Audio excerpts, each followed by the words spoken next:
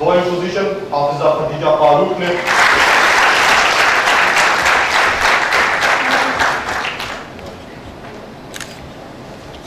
Dress making course میں اول position حاصل کی ہے رافیہ رضوی نے.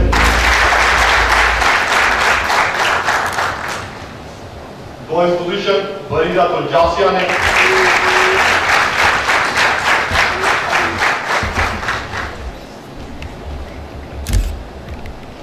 کمپیوٹر اپلیکیشن کورس میں اول پوزیشن حاصل کی ہے عمارہ نصرت نے.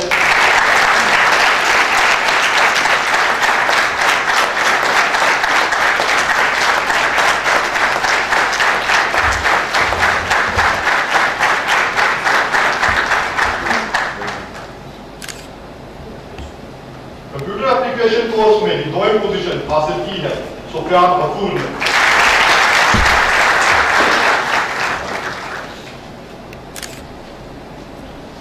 ویب ڈیولپمنٹ کورس میں اول پوزیشن حاصل کی ہے حسیب اسامہ نے.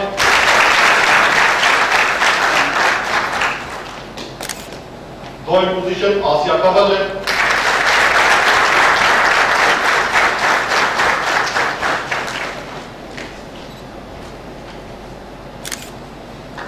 ویڈیو پروڈکشن کورس میں اول پوزیشن حاصل کی ہے طارق محمود نے.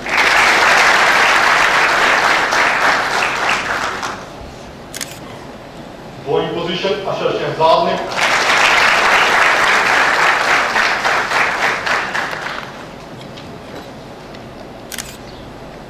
فیبریکیٹرز کورس میں اول پوزیشن حاصل کی ہے قربان علی نے.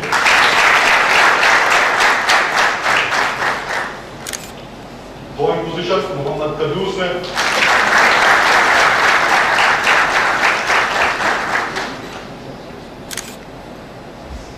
پلمبرز کورس میں اول پوزیشن حاصل کی ہے عبد المحسن نے.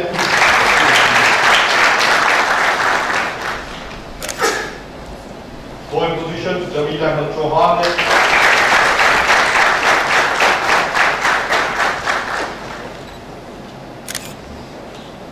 لیدر گارمنٹس کورس میں اول پوزیشن حاصل کی ہے سرفراز احمد نے.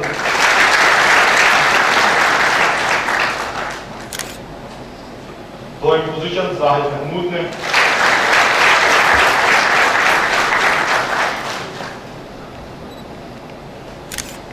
ڈرائیور کورس میں اول پوزیشن حاصل کی ہے رضوان لطیف نے.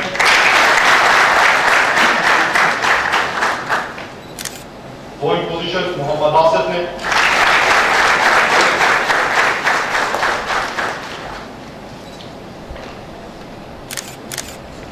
آٹو الیکٹریشین کورس میں اول پوزیشن حاصل کی ہے رضوان ارشد نے.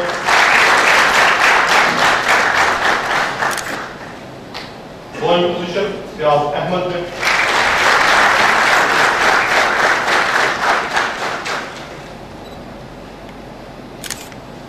سیکیورٹی گارڈ کورس میں اول پوزیشن حاصل کی ہے غلام علی نے.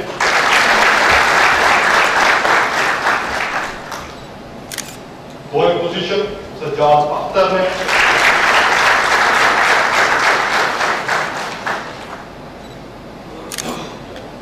مٹیریل لیب کورس میں اول پوزیشن حاصل کی ہے ذکیہ خان نے. ان کا تعلق صوبہ بلوچستان کے ضلع ذوب سے.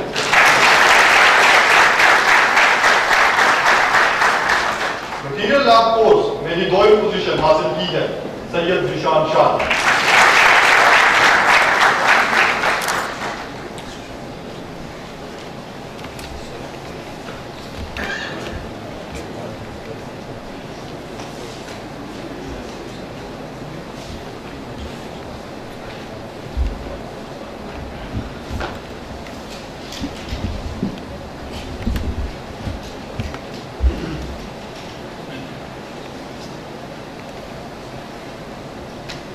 میں مہمان خصوصی جناب میاں محمد شہباز شریف وزیر اعلیٰ پنجاب سے التماس کرتا ہوں کہ وہ آئیں اور ہمیں اپنے خیالات سے منور کریں.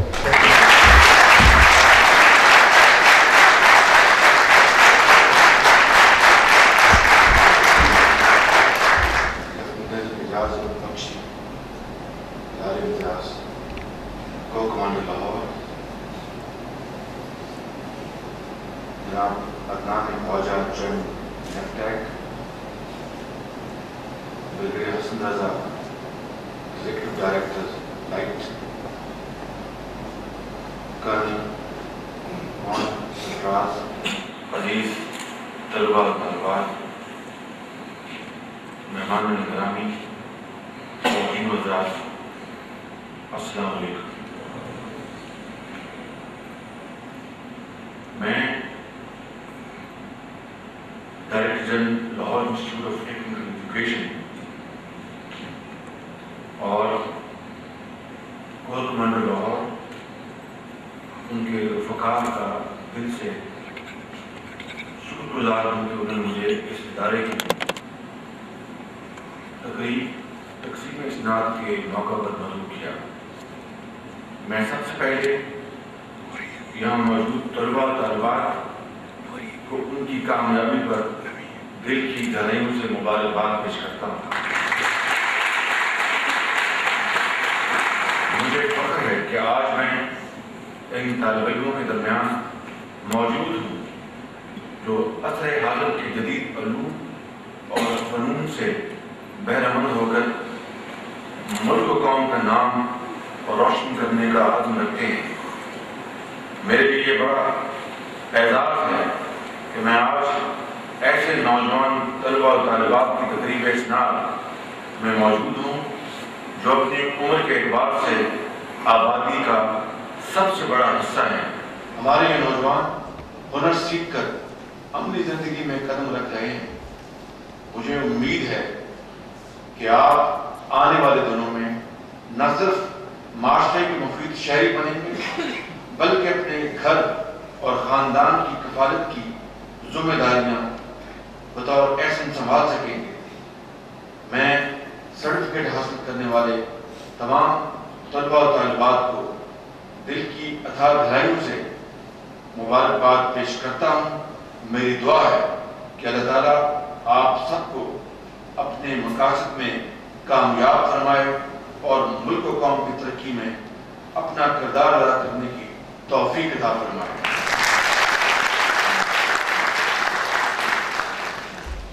میرے نزدیک اس موقع پر ان طالب علموں کے اساتذہ اور والدین بھی یکساں طور پر مبارکباد کے مستحق ہیں، کیونکہ آج کامیاب ہونے والے ان طالب علموں کی کامیابی میں ان کے اساتذہ اور والدین کی محنت اور دعاؤں کو کسی طور پر بھی نظر انداز نہیں کیا جا سکتا۔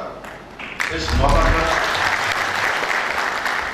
موقع پر میں کو کمانڈر لاہور اور لائٹ کے ڈائریکٹر کو خصوصی طور پر مبارکباد پیش کرتا ہوں کہ انہوں نے اپنی تمام تر مصروفیات میں سے اپنا وقت نکالا اور اس شاندار ادارے کو اور آگے بڑھایا، اور اس حوالے سے میں چیئرمین نیفٹیک کو بھی مبارکباد پیش کرتا ہوں کہ وہ پورے پاکستان میں اس عظیم اور انتہائی شاندار انیشیٹو کو جس طرح پروموٹ کر رہے ہیں، وہاں پر وزیر اعظم پاکستان بھی مبارکباد کے مستحق ہیں۔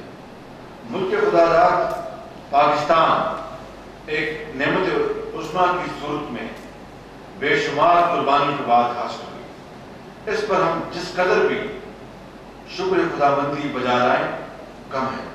کیا کہ پاکستان کی بعد کی تاریخ اس تلخ حقیقت کو اجاگر کرتی ہے کہ ہم 1947 میں آج تک کفران نعمت کا ارتکاب کرتے چلے آ رہے ہیں۔ ہماری کامیابیاں کم اور ناکامیاں زیادہ ہیں۔ معاشی طور پر ہم پسماندہ ہیں۔ ہم وہ بدقسمت قوم ہے جو دہشت گردی کا شکار ہے، مگر جس پر دہشت گرد ہونے کا الزام لگایا جا رہا ہے۔ لوڈ شیڈنگ، بدامنی، فرقہ واریت نے ہماری معیشت کا برا حال کر دیا ہے۔ کشکول لے کر ہم دنیا بھر میں بھیک مانگ رہے ہیں۔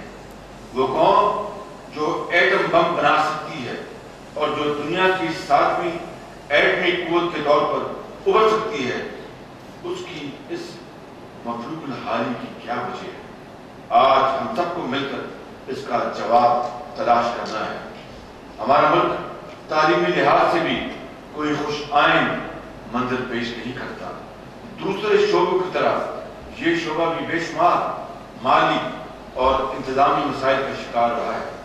معیاری درسگاہوں اور اساتذہ کی کمی، محدود مالی وسائل، کم علمی اور حکومتوں کی عدم دلچسپی نے بھی ہمیں تعلیمی لحاظ سے پسماندہ رکھا، لیکن ہمیں مایوس اور نا امید نہیں ہونا چاہیے۔ اقوام عالم میں باعزت اور خوددار قوم کا درجہ حاصل کرنے کے لیے بیرونی امداد کے نشہ سے چھٹکارا حاصل کر کے ہمیں خود انحصاری کی طرف بڑھنا ہوگا۔ ہمیں ماضی کو بھول کر ایک بہتر مستقبل کی بنیاد رکھنی ہوگی۔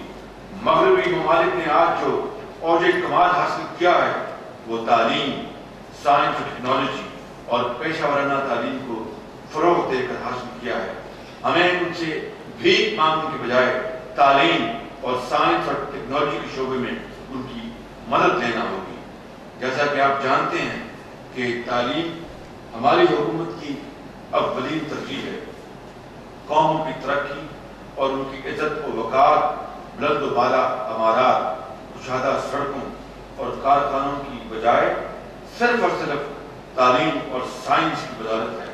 تاریخ نے ثابت کر دیا ہے کہ وہی قومیں ترقی کی منازل طے کرتی ہیں جو تعلیم کے میدان میں کامیابی کے جھنڈے گاڑتی ہیں۔ امریکہ کی مثال آپ کے سامنے ہے۔ ساؤتھ ایشیا کی ریاستیں ہوں یا یورپی ممالک، ان سب کی ترقی تعلیمی قدم قدم ہے۔ میں سمجھتا ہوں کہ معاشی ترقی کا خواب شرح خواندگی میں اضافے کے بغیر حقیقت کا روپ نہیں دھار سکتا۔ تعلیم کی اسی اہمیت کو پیش نظر رکھتے ہوئے میں نے وزارت اعلیٰ پر فائد ہونے کے بعد تعلیمی ایمرجنسی نافذ کر کے ہنگامی بنیادوں پر ترقیاتی منصوبہ بندی کی اور اس سال کے بجٹ میں ریکارڈ فنڈز تعلیم کے شعبے کے لیے مختص کیے ہیں۔ 5 سال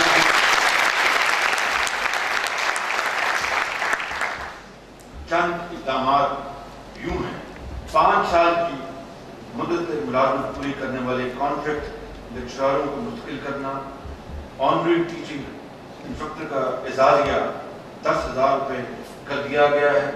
پرائمری ٹیچر کو گریڈ 7 سے 9 اور ایلیمنٹری استاد کو گریڈ 9 سے 14 دے دیا گیا ہے۔ ہر سال 2,000 اساتذہ کو بہترین کارکردگی پر 50,000 روپے انعام اور ریٹائرمنٹ پر 5 مرلے کا رہائشی پلاٹ۔ پسماندہ علاقوں میں تعلیم و تدریس کو معیاری بنانے کے لیے کالج اساتذہ کو 3,000 روپے اضافی الاؤنس، جبکہ ادارے کے سربراہ کا الاؤنس بڑھا کر 7,000 روپے کر دیا گیا ہے۔ پسماندہ علاقوں میں کالج کے پرنسپل کا الاؤنس 10,000 روپے کر دیا گیا ہے۔ بورڈز اور یونیورسٹی کے امتحانات میں نمایاں پوزیشن حاصل کرنے والے طلباء و طالبات کے لیے انعامات اور اندرون اور بیرون ملک تعلیمی اور تفریحی دورے 20 طلباء طالبات کو برطانیہ اور جرمنی کی اعلیٰ یونیورسٹیوں کے دورے پر بھیجا گیا۔ میڈیکل کالجوں میں سیلف فائنانس اسکیم کا خاتمہ کر دیا گیا کیونکہ یہ محنت اور دیانت پر ایک ڈاکہ تھا۔ 144 دانش اسکول قائم کرنے کا فیصلہ، اس کے اوپر عملی اقدامات شروع کر دیے گئے ہیں۔ مستحق طلباء کے لیے 4 ارب روپے کی خطی رقم سے پنجاب ایجوکیشن انڈاؤمنٹ فنڈ کا قیام۔ اب یہ رقم جو 4 ارب ہو چکی ہے اور آنے والے سالوں میں 5 سالوں میں 10 ارب روپے ہو جائے گی۔ یہ پاکستان کی تاریخ کا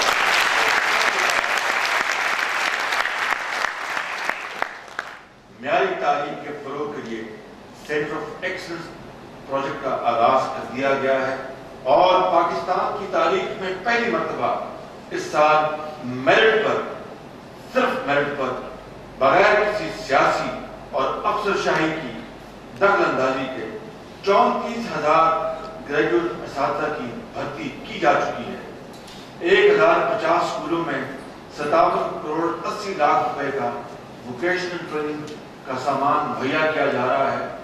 2,205 اسکولوں کو انگلش میڈیم اسکول کا درجہ دیا جا رہا ہے.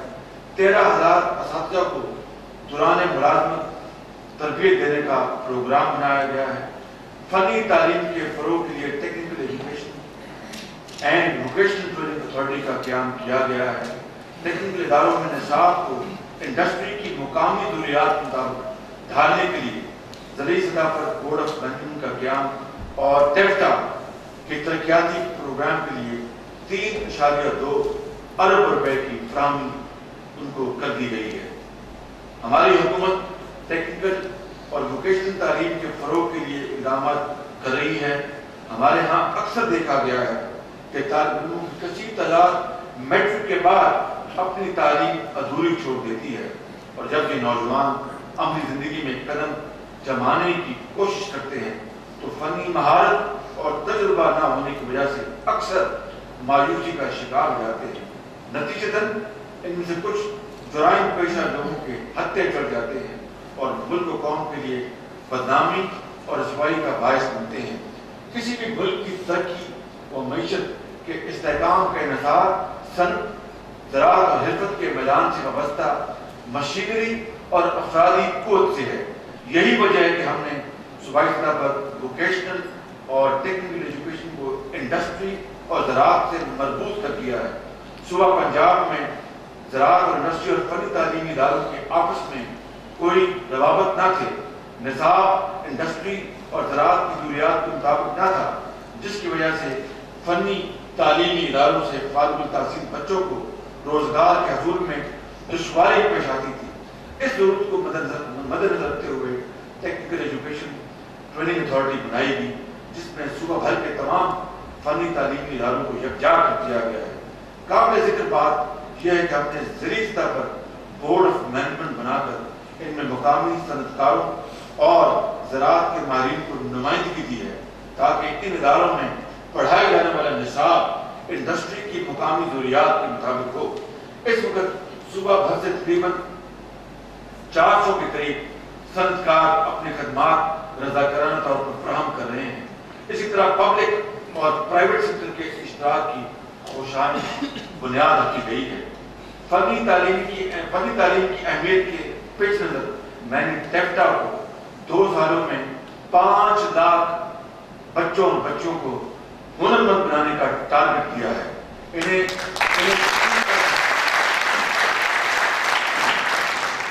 3 ارب 20 کروڑ روپے سالانہ ترقیاتی کاموں کے لیے دیے گئے ہیں، تاکہ اس شعبوں کو جدید تقاضوں سے ہم آہنگ کیا جا سکے. ہمارے ہاں برسر روزگار افراد کا تناسب صنعتی شعبوں میں 43%، زراعت میں 36% اور خدمات یعنی سروس سیکٹر کے شعبے میں 20% ہے. 1995 سے لے کر اب تک 80 لاکھ کارکن زرعی شعبے کو خیر بات کہہ کر صنعت اور خدمات کے شعبے میں منتقل ہو چکے ہیں. اس طرح ہمارا خدمات کی شعبہ سروس سیکٹر 55% سے زائد افراد کو روزگار مہیا کر رہا ہے اور 59% بے روزگار خواندہ یا نیم خواندہ ہیں. ہماری 33% لیبر فورس کی تعلیم 1 سال سے بھی کم ہے، جبکہ 70% نے 8 سال سے کم اسکول کی تعلیم حاصل کی ہے. مصر جیسے ملک میں 11 تا 17 سال کی عمر کے 30% افراد فنی تعلیم کے لیے رجسٹرڈ ہوتے ہیں، جبکہ پاکستان میں صرف 1% افراد اپنے آپ کو فنی تعلیم کے لیے وقف کرتے ہیں. آپ جانتے ہیں کہ کسی بھی ملک کی ترقی و معیشت کا انحصار صنعت و حرفت کے میدان سے وابستہ اداروں اور افرادی قوت پر ہوتا ہے. جہاں لوگ زیادہ ہنرمند ہوں وہ ملک ترقی کے لحاظ سے سب سے آگے ہوگا. جاپان، چین، ملیشیا اور سنگاپور جیسے ممالک کی مثالیں ہم سب کے سامنے ہیں، جہاں اس شعبے میں 41% تک انرولمنٹ کی جا رہی ہے. یہی وجہ ہے کہ پنجاب حکومت تعلیم کو اپنی اولین ترجیح سمجھتی ہے اور خاص طور پر فنی تعلیم کے فروغ کے لیے اپنے تمام وسائل بروئے کار لا رہی ہے. مجھے بے حد خوشی ہے کہ پاکستان کی مسلح افواج اپنے فرائض منصبی سے عہدہ ہونے کے ساتھ ساتھ تعلیمی شعبے میں بھی پیش ہیں، جس پر میں انہیں دلی مبارکباد پیش کرتا ہوں. یہ لوگ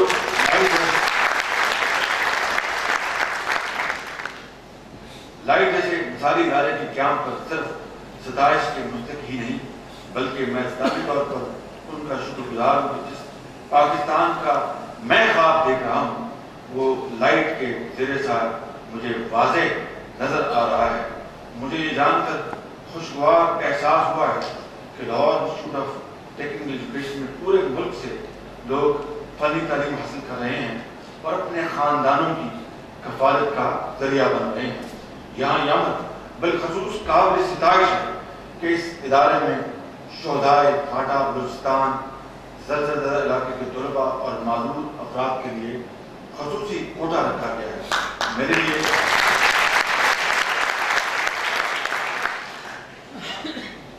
یہ بات بھی باعث اطمینان ہے کہ لائٹ میں پڑھائے جانے والے کورسز مارکیٹ کی طلب کے عین مطابق ترتیب دیے گئے ہیں تاکہ ہنرمند افراد کو روزگار حاصل کرنے میں کسی دشواری کا سامنا نہ ہو۔